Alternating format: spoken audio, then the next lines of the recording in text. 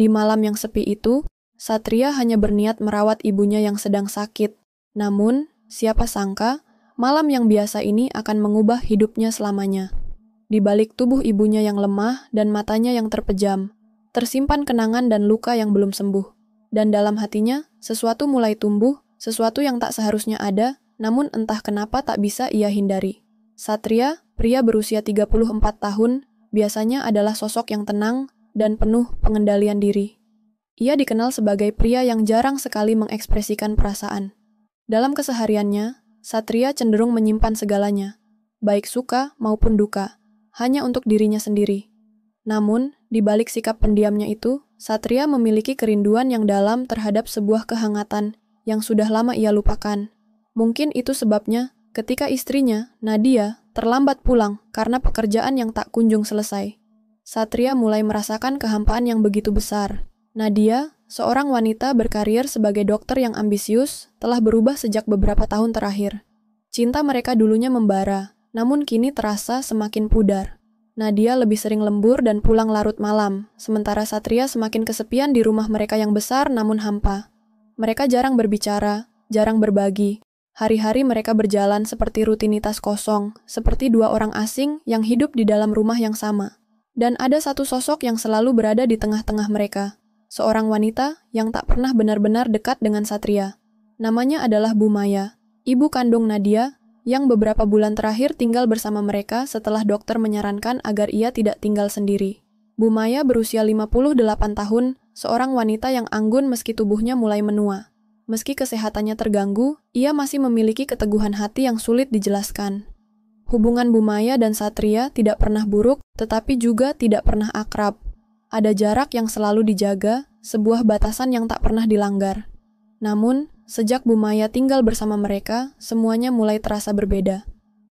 Ketika Nadia bekerja atau keluar rumah, Satria dan Bu Maya sering berada di rumah berdua. Mereka hanya berbicara sedikit, lebih banyak diam dalam keheningan yang begitu akrab. Ada sesuatu yang tak terucapkan di antara mereka, sebuah perasaan yang sulit dijelaskan namun semakin lama semakin mengganggu pikiran Satria. Ia sering menangkap pandangan Bu Maya yang tidak biasa, seolah ada sesuatu yang tersembunyi di balik tatapan itu. Namun, Satria memilih untuk menutup mata terhadap segala tanda yang ia rasa tak perlu diperhatikan. Malam itu, seperti malam-malam sebelumnya, Satria baru saja selesai mandi dan duduk di ruang tamu menunggu kedatangan Nadia. Waktu sudah menunjukkan pukul 22 dan rumah itu terasa semakin sunyi. Hanya suara detak jam dinding yang terdengar, seperti mengingatkan Satria bahwa waktu terus berjalan, namun segalanya tetap stagnan. Lampu ruang tamu yang remang-remang memberikan suasana yang aneh, seolah mengundang kerinduan yang tak terucapkan. Bu Maya, panggil Satria pelan, berharap ibunya Nadia itu ada di ruang tamu. Tak ada jawaban. Satria melangkah pelan menuju dapur, tetapi ia terkejut ketika melihat ada sesuatu yang tak beres. Di lantai, di ujung meja makan, tergeletak tubuh Bu Maya. Tubuhnya kaku, matanya terpejam, dan nafasnya cepat namun terputus-putus. Wajahnya pucat, keringat membasahi pelipisnya. Tanpa berpikir panjang, Satria segera membungkuk, memeriksa denyut nadi dan pernafasannya. Seketika ingatannya melayang pada apa yang sering disampaikan Nadia, ibu mereka memiliki tekanan darah tinggi yang terkadang tidak stabil. Namun kali ini, situasinya jauh lebih serius. Satria mengangkat tubuh Bu Maya perlahan, menggendongnya, dan membawa ke sofa. Tubuh Bu Maya terasa sangat ringan, dingin, namun tidak sepenuhnya tidak bernyawa. Aroma tubuhnya yang samar mulai membuat Satria merasa aneh, sebuah perasaan yang tak dapat ia jelaskan. Entah kenapa, tubuhnya terasa semakin dekat dengan tubuh wanita itu. Ia menutupi Bu Maya dengan selimut, berlari ke dapur untuk mengambil air hangat dan kompres. Sesekali, tatapan matanya terfokus pada wajah Bu Maya yang tertidur. Namun ekspresinya menunjukkan sesuatu yang lebih dari sekadar kelelahan fisik. Sesuatu yang dalam dan tak terungkapkan. Satria duduk di sampingnya, memegangi kompres di dahi Bu Maya. Jemarinya tanpa sadar menyentuh anak rambut yang jatuh di pelipis wanita itu, menghalau keringat yang mulai menetes. Di dalam keheningan yang mencekam, Satria merasakan sesuatu yang aneh. Ketika dulu, ia selalu melihat Bu Maya sebagai sosok yang jauh, yang terpisah oleh hubungan keluarga. Tapi kini, di saat itu, ia mulai melihat Bu Maya sebagai seorang wanita yang rapuh. Bukan hanya ibu mertuanya, bukan hanya sosok yang lebih tua, tetapi seorang wanita yang juga merasakan kesepian. Satria merasa seperti ada keterikatan emosional yang tidak bisa ia jelaskan. Sebuah perasaan yang melangkahi batas-batas yang seharusnya ada. Malam itu, dalam keheningan dan ketegangan yang tak terlihat, Satria merasakan perasaan yang sangat berbeda. Ia merasa dibutuhkan, bukan oleh Nadia, tetapi oleh Bu Maya. Dan dalam hatinya, ia menyadari, ada sesuatu yang berubah. Namun ia tidak tahu apa itu.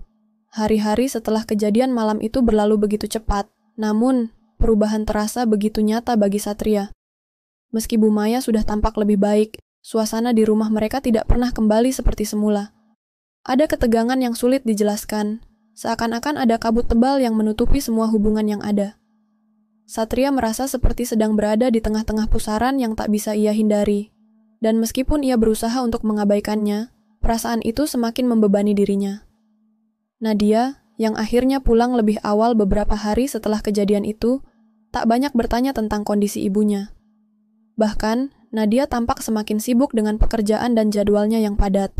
Satria merasa ada jarak yang semakin melebar antara mereka, sebuah jurang yang tampaknya tidak bisa ia lewati. Mereka masih tinggal bersama di rumah yang sama, namun percakapan mereka semakin minim, dan waktu yang mereka habiskan bersama terasa seperti rutinitas yang hampa. Bu Maya, di sisi lain, mulai memperlihatkan perilaku yang sedikit berbeda. Satria bisa merasakannya. Meskipun ia tidak mengatakannya secara langsung, ada hal-hal yang tidak bisa ia sembunyikan. Dalam beberapa kesempatan, Bu Maya akan menatapnya dengan cara yang tak biasa, tatapan yang sulit dijelaskan. Tatapan itu bukan hanya sekadar perhatian seorang ibu mertua kepada menantu, tetapi ada kedalaman yang lebih. Satria mulai merasa terperangkap oleh perasaan yang tak bisa ia kontrol. Suatu sore, ketika Nadia kembali terlambat lagi karena pekerjaan, Satria merasa ada dorongan kuat untuk berbicara dengan Bu Maya. Ia tak tahu mengapa, tetapi ia merasa bahwa saat itu adalah waktu yang tepat. Mereka duduk di teras belakang rumah, menikmati udara sore yang sejuk dengan secangkir teh di tangan. Rumah itu dikelilingi oleh taman kecil yang dipenuhi tanaman hijau. Namun di mata Satria, taman itu tampak seperti simbol dari kekosongan yang ia rasakan dalam hidupnya. "Bu, ada yang ingin saya bicarakan," kata Satria dengan suara yang lebih pelan dari biasanya. Ia menatap Bu Maya yang duduk di kursi kayu di sampingnya. Wanita itu tersenyum ringan. Namun ada sesuatu dalam senyumannya yang terasa sedikit cemas. "Ada apa, Sat?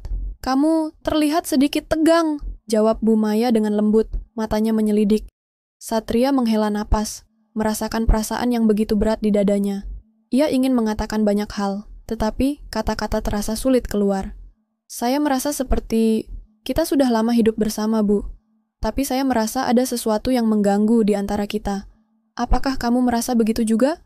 Bu Maya terdiam sejenak, matanya berkelana seolah mencari jawaban dalam pikirannya. "Satria, hidup ini penuh dengan hal-hal yang tidak selalu bisa kita kontrol. Kadang-kadang, kita tak bisa menghindari perubahan yang datang, baik dalam hubungan maupun dalam diri kita sendiri," jawab Bu Maya perlahan. Suaranya lembut namun penuh makna. "Perubahan? Apa maksud Ibu?" tanya Satria, bingung dengan jawaban yang tidak langsung menjelaskan apa yang ia rasakan. Ia merasa ada banyak hal yang terpendam dalam kata-kata Bu Maya, dan ia ingin mengetahuinya lebih dalam. Bu Maya menundukkan kepala sejenak, seolah sedang merangkai kalimat dalam pikirannya. "Kadang-kadang, perubahan itu datang tanpa kita sadari. Satria, kamu tahu, aku selalu mencoba untuk menjaga jarak denganmu, tidak terlalu dekat. Itu karena aku tidak ingin membuatmu merasa tidak nyaman. Tapi sekarang, aku merasa seperti ada sesuatu yang lebih dari sekadar hubungan menantu dan mertua antara kita." Satria terkejut dengan pernyataan itu. Ia tidak bisa menahan diri untuk tidak bertanya lebih lanjut. "Maksud Ibu, ada apa dengan hubungan kita? Apakah saya melakukan sesuatu yang salah?" Bu Maya menatapnya dengan tatapan yang dalam. "Tidak, Sabtu. Kamu tidak melakukan apa-apa yang salah. Kamu hanya terlalu tertutup, terlalu sibuk dengan dirimu sendiri, dengan perasaanmu yang terpendam. Aku tahu, meski kamu tidak mengatakannya, kamu merasa kesepian. Dan aku bisa merasakannya, Sabtu. Aku bisa merasakan bahwa kamu merasa jauh dari Nadia. Kamu merasa seperti tidak ada tempat lagi untukmu di rumah ini." Satria terdiam. Kata-kata Bu Maya begitu menusuk, dan seketika perasaan yang selama ini ia pendam muncul kembali. Ia merasa begitu kosong, begitu terabaikan, meskipun ia sudah berusaha keras untuk menjaga rumah tangga mereka tetap berjalan. Kenapa semua ini begitu sulit? Kenapa ia merasa semakin jauh dari Nadia, meskipun mereka masih tinggal bersama. Bu, saya merasa seperti saya sudah kehilangan segalanya. Nadia, hubungan kami, bahkan diri saya sendiri. Saya tidak tahu harus bagaimana lagi, ungkap Satria, suara penuh kesedihan. Bu Maya menarik napas dalam-dalam. Satria, dalam hidup ini, kita semua pernah merasa kehilangan. Tapi kadang, kita tidak bisa terus-menerus hidup dalam bayang-bayang kesepian. Kamu harus mencari jalan untuk keluar dari perasaan itu, untuk menemukan kembali dirimu sendiri. Satria merasa ada kedalaman dalam kata-kata Bu Maya, sebuah kebijaksanaan yang berasal dari pengalaman hidupnya yang panjang. Meskipun ia tidak sepenuhnya mengerti maksud ibu mertuanya, ia merasa ada sedikit kelegaan. Satria sadar bahwa mungkin ini saatnya untuk berhenti menyalahkan keadaan dan mulai mencari jalan keluar. Saat matahari terbenam di ufuk barat, Satria menatap Bu Maya dengan rasa terima kasih yang sulit diungkapkan. Ia tahu bahwa percakapan mereka belum selesai. Ada banyak hal yang masih perlu dibicarakan, banyak perasaan yang masih terpendam, dan banyak luka yang perlu disembuhkan. Namun, untuk pertama kalinya dalam waktu yang lama, Satria merasa sedikit lebih ringan.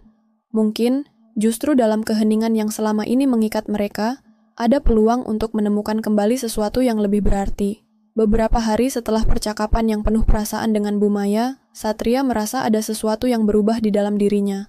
Meskipun ia belum sepenuhnya mengerti apa yang harus ia lakukan, perasaan yang semula membebani hatinya sedikit demi sedikit mulai mengendur. Namun, perubahan itu belum cukup untuk mengembalikan kedamaian yang selama ini ia rindukan. Di dalam rumah mereka, Nadia masih tampak sibuk dengan dunia yang ia ciptakan sendiri. Satria merasa terasing, seolah ada dinding tak terlihat yang semakin tinggi antara mereka. Pada suatu malam, ketika mereka duduk bersama di ruang makan, suasana hening begitu terasa. Nadia memandang ponselnya, sementara Satria mencoba membuka percakapan dengan hal-hal yang ringan, tapi tidak ada respons yang nyata. Hanya sesekali Nadia mengangguk atau menjawab dengan kata-kata yang singkat. Bu Maya, yang duduk di sisi meja, hanya diam, seolah tahu bahwa ini bukan waktunya untuk campur tangan. Satria, Nadia akhirnya memutuskan untuk berbicara. Suaranya tajam dan tegas. Kamu tahu kan bahwa aku sedang sibuk? Semua pekerjaan ini bukan hal yang bisa aku tunda begitu saja. Satria menatapnya, berusaha memahami. Aku mengerti, Nat, tapi kita sudah jarang berbicara belakangan ini. Aku merasa kita sudah sangat jauh. Apa kamu tidak merasa begitu? Nadia menatapnya dengan ekspresi datar, lalu mengalihkan pandangannya keluar jendela. Aku tidak punya waktu untuk ini. Kamu tahu sendiri bagaimana keadaan kita, Sat. Kata-kata itu begitu tajam, seperti duri yang menusuk hati Satria. Rasanya semua yang ia coba bangun, semua usaha untuk mendekatkan diri pada Nadia, hanya sia-sia. Wajahnya terasa panas. Perasaan kecewa itu begitu mendalam. Jadi, itu yang kamu rasakan. Aku sudah mencoba untuk berusaha, Nat. Aku sudah berusaha memahami pekerjaanmu, mencoba sabar menunggu, tapi sepertinya aku tidak ada artinya bagimu lagi, kata Satria dengan suara yang bergetar, namun tetap penuh kekuatan. Nadia menunduk, seperti tidak ingin melihat Satria lebih lama. Namun, dalam diam itu, ada kesunyian yang lebih mencekam daripada kata-kata apapun. Satria bisa merasakan ada sesuatu yang lebih besar yang tersembunyi di dalam diri Nadia, sesuatu yang ia tak pernah tahu sebelumnya. Satria bangkit dari kursinya, menatap ke arah Bu Maya, yang sedari tadi hanya diam, memperhatikan mereka berdua. Bu Maya menatapnya dengan tatapan yang penuh penyesalan. Satria, kata Bu Maya perlahan, kadang, kita tidak bisa memaksakan diri untuk mengerti apa yang tidak kita pahami. Nadia juga sedang berjuang dengan caranya sendiri. Satria merasa tertekan. Tapi Bu, apa yang bisa saya lakukan kalau semuanya terasa begitu jauh? Saya sudah mencoba, tapi rasanya semakin menjauh. Terkadang saat kita tidak bisa memaksakan perasaan orang lain. Nadia mungkin membutuhkan waktu untuk dirinya sendiri. Tapi itu tidak berarti kamu tidak berarti bagi dia, jawab Bu Maya dengan lembut. Kadang, kita harus belajar untuk memberi ruang. Bukan hanya untuk orang lain, tapi juga untuk diri kita sendiri. Kata-kata Bu Maya membuat Satria terdiam. Ia merasa ada kebijaksanaan yang mendalam dalam kalimat itu. Tapi saat perasaan frustrasi masih memuncak dalam dirinya, ia merasa semakin tidak tahu apa yang harus dilakukan. Tiba-tiba, Nadia bangkit dari kursinya dan berjalan menuju pintu. Aku tidak bisa lagi berada di sini, katanya tanpa menoleh. Aku butuh waktu. Aku tidak tahu bagaimana kita bisa kembali ke titik yang dulu. Nadia pun pergi, meninggalkan Satria dan Bumaya dalam kesunyian yang membekukan. Satria menatap pintu yang tertutup rapat, perasaan kosong menyelimuti hatinya. Apa yang telah terjadi? Apa yang salah dengan mereka? Apakah ini akhirnya? Bumaya menaruh tangan di bahu Satria. Ini bukan akhir, Sabtu. Ini adalah awal dari perjalananmu untuk menemukan apa yang sebenarnya kamu butuhkan. Namun, Satria merasa kebingungannya semakin besar. Ia menghabiskan malam itu dalam kesendirian, merenung tentang apa yang telah terjadi. Ia tahu ia harus memilih untuk melanjutkan, meskipun perasaan berat itu semakin mengikat. Beberapa hari setelah kepergian Nadia, Satria mencoba untuk fokus pada pekerjaan dan kesehariannya. Ia mulai lebih sering berbicara dengan Bumaya, mencari kedamaian dalam percakapan mereka. Namun, meskipun demikian, rasa rindu terhadap Nadia tetap mengganggunya. Ia merasa hampa tanpa kehadiran istrinya di rumah. Suatu pagi, ketika Satria sedang duduk di ruang tamu, sebuah suara tiba-tiba terdengar dari pintu depan. Ia menoleh dan melihat Nadia berdiri di ambang pintu. Wajahnya terlihat lelah dan cemas. "Nadia," kata Satria dengan suara bergetar.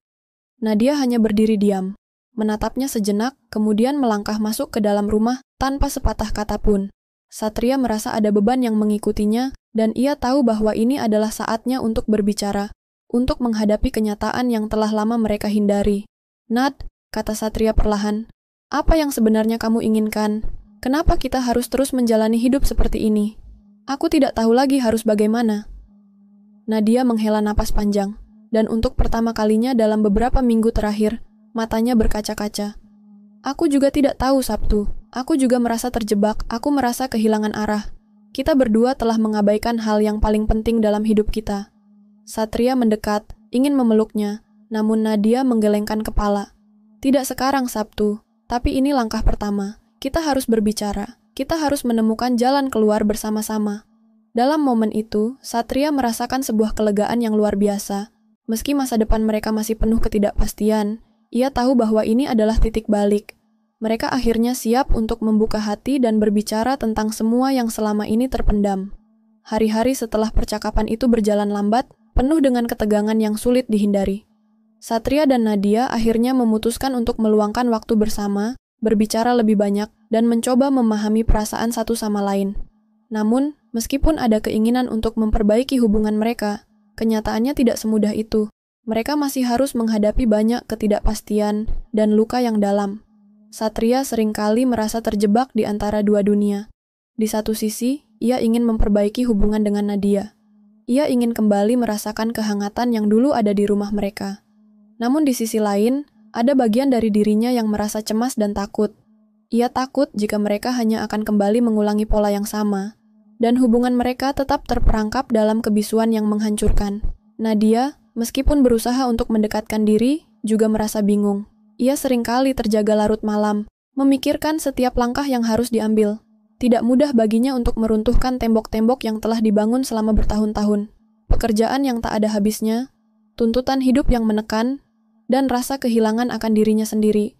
Semua itu membuatnya terombang-ambing dalam ketidakpastian. Suatu sore, saat cuaca tampak mendung di luar, Nadia duduk di ruang tamu, memandangi jendela dengan kosong. Satria duduk di sebelahnya, diam, mencoba mencari kata-kata yang tepat. Ia ingin mengatakan sesuatu, apapun, untuk membuat keadaan lebih baik. Namun, kata-kata itu terasa seperti beban yang terlalu berat. "Nadia," akhirnya Satria berbicara dengan hati-hati. "Aku tidak tahu apakah kita akan bisa kembali ke tempat yang dulu. Tapi aku ingin mencoba. Aku ingin kita bisa berbicara lebih banyak, saling mendengarkan, dan menemukan jalan keluar bersama." Nadia menunduk, jari-jarinya memainkan cincin di jari manisnya. Ia merasa begitu terharu dengan kata-kata Satria. Namun di sisi lain, ia merasakan ketakutan yang sama besar. "Aku juga ingin itu, Sabtu. Tapi aku takut kalau kita tidak bisa mengubah apa-apa." Satria menggenggam tangan Nadia dengan lembut. "Kita tidak akan tahu jika kita tidak mencobanya, Nad. Tidak ada yang bisa kita lakukan jika kita hanya diam. Kita perlu kembali mempercayai satu sama lain. Dan mungkin, yang terpenting, kita perlu memberi ruang bagi diri kita sendiri untuk berubah." Nadia terdiam sejenak, lalu mengangkat kepala, menatap Satria dengan tatapan yang penuh kebingungan, namun juga penuh harapan. "Aku masih merasa aku kehilangan diriku sendiri, Sabtu. Aku takut kalau aku tidak bisa menjadi diriku lagi di sini."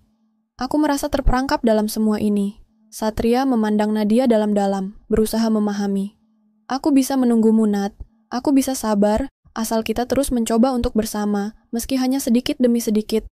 Keheningan yang menyelimuti ruang itu bukan lagi sebuah kekosongan, melainkan sebuah jembatan yang mulai dibangun antara mereka. Setiap kata yang terucap, setiap tatapan yang saling berbagi, membentuk sebuah dasar untuk mengubah keadaan yang telah lama terasa stagnan. Meskipun tidak ada jaminan, mereka mulai berkomitmen untuk menghadapinya bersama-sama.